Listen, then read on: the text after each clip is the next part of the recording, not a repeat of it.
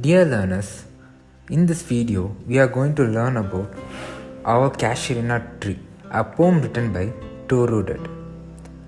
The topics which are going to be covered in this content are the introduction about the author, poem text along with the summary, then the themes of the poem.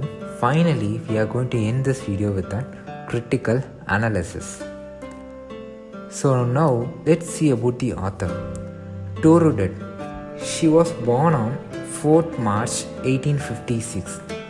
She is typically an Indian. She was born in Calcutta, but she lived most of her days in prime days in Europe. Her siblings are Arudat and Abjidat.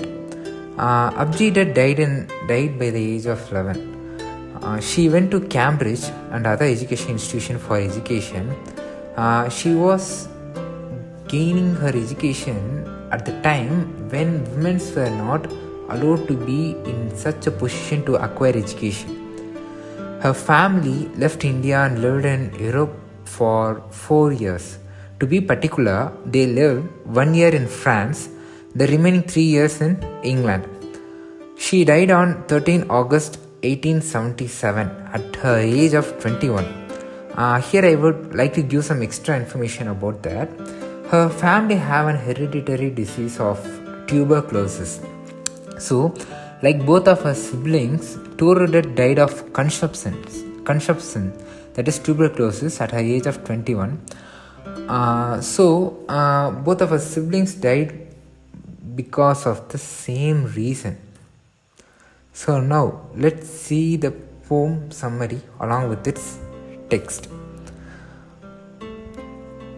Like a huge python winding round and round the rugged trunk, indented deep with scars up to its very summit near the stars, a creeper climbs in whose embraces bound no other tree could live, but gallantly the giant wears a scarf, and flowers are hung in crimson cluster all the brow among, whereon all day are gathered bird and bee, and often at night the garden overflows with one sweet song that seems to have no close, sung darkling from our tree.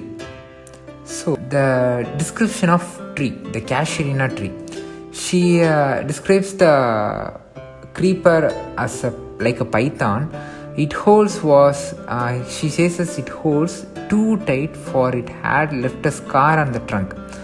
The poet further states that no other tree would have sustained this hold, for it is too strong.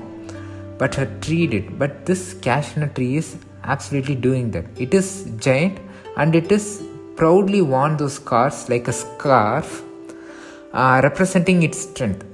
To further describing its strength, the poet says it is filled with crimson flowers in every bough like a crown, that invited birds and beasts often to the tree.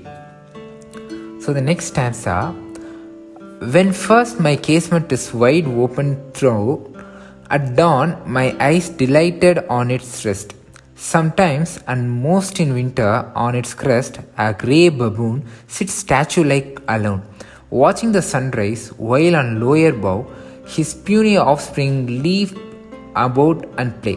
And far and near kokilas hail the day, and to their pastures wend our sleepy cows, and in the shadow on the broad tank cast by that hoar tree so beautiful and vast, the water lilies spring like snow amassed.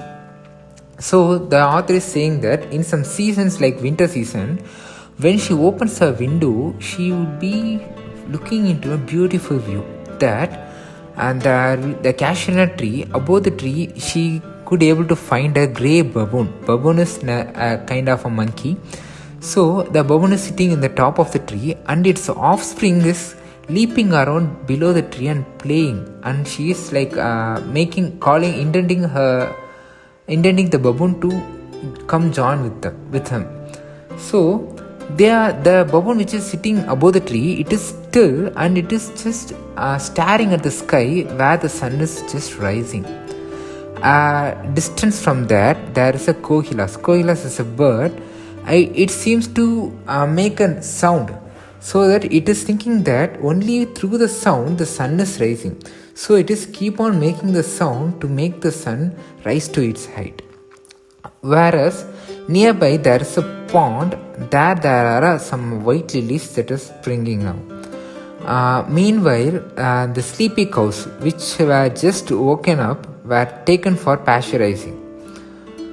So coming to the third stanza, but not because of the magnificence, dear is the Casuarina to my soul. Beneath it we have played, through years may rule. Oh, sweet companions, loved with love intense, for your sakes shall the tree be ever dear. Blend with your images, it shall arise in memory, till the heart tears blind mine eyes. With its that dirge-like murmur that I hear, like the sea breaking on the single beach, it is the tree's lament and airy speech that haply to the unknown land may reach. In the third stanza, the speaker turns more subjective in the memory associated with the tree. She comments on why the tree will remain dear to her always, because besides the morning bliss, the tree reminds her of the time when she played with her siblings. They had a huge number of memories when they just have to spend lots and lots of time during their childhood around the tree. So the poet mourns for those departed souls as she thinks down the memory lane, and she imagines that the tree shares her loss, which she hears as dirge like murmur. Dirge is nothing but a song which is sung during the death, resembling the waves breaking over pebble beach. So then coming to the fourth stanza, unknown yet well known to the era of faith, eye of faith, I have heard that wail far, far away. In distant land, by many a sheltered bay, when slumbered in his cave, the water writhed and the waves gently kissed the classic shore of France or Italy. Beneath the moon, when earth lay tranced in the dreamless swoon, and every time the music rose, before mine inner vision rose a form sublime. Thy form, O tree, as it my happy prime, I saw thee in my own loved native clime. So in the fourth stanza, the poet presents an in-depth connection with the tree. Through the image of waves, she takes us to the foreign land which is unknown yet well known. It is not unknown to us, but it might be well known to her, where the waves gently kiss the classic sword.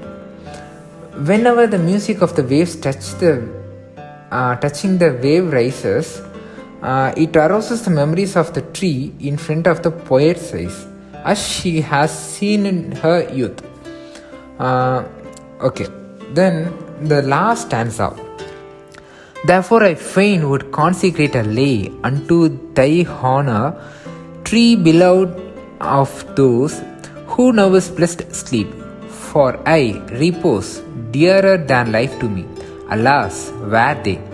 May thou be numbered when my days are done, with deathless trees like those in Barrowdale, under whose awful branches lingered pale. Fear, trembling hope, and death the skeleton, and time the shadow, and though weak the verse that would thy beauty find. Oh, fine rehearse, may love defend thee from oblivion's curse. So in the final stanza, the speaker wants to erect something in the honor of Casuarina Tree, for those who were beloved, who are resting in peace, those who loved it. So here she is mentioning her siblings. She wants the tree to live long like those trees of Barrowdale. Barrowdale is a tree. She is making reference from Wordsworth poem. There he mentioned about yew trees. So the barrel trees are so much stronger trees in nature. So also she makes an attempt to disguise the tree of England from Casuarina Tree, connecting to her varying emotions. The Casuarina Tree stands for nostalgia, longing and memory, whereas the Tree of England reflects only her isolation. The final lines of the poem underscores the idea of the poem as a written memory. The poet seeks love to protect the tree and her poem from time's ravage. Okay. So then the themes of the poem are nature, where she compares each and every feelings and emotions with the nature and the natural elements.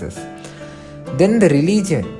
So moreover, she is just getting to the personal idea. She is from India. So her family was the first family in Calcutta to get into the Christianity.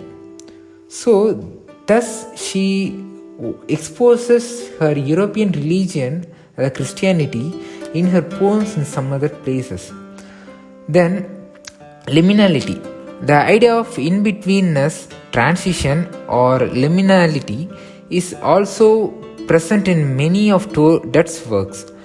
Especially her original poems. She is born in colonial India, a place that itself was situated at the intersection of British culture and Indian culture.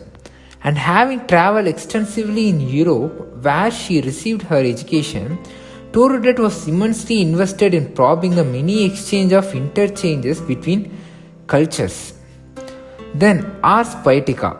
Many of Tourdet's poems always involve the speaker who mentions explicitly that they write poetry, sing or speak in celebration of or in reactions to the moving encounters or experience they had. So Ars Poetica is nothing but the ability to capture the exact moment and just reproducing it so that we can just enjoy it by that regaining exposure. Then loss. So here she is, when she here most in the places, she is saying about the loss of the life, so the died souls, something like.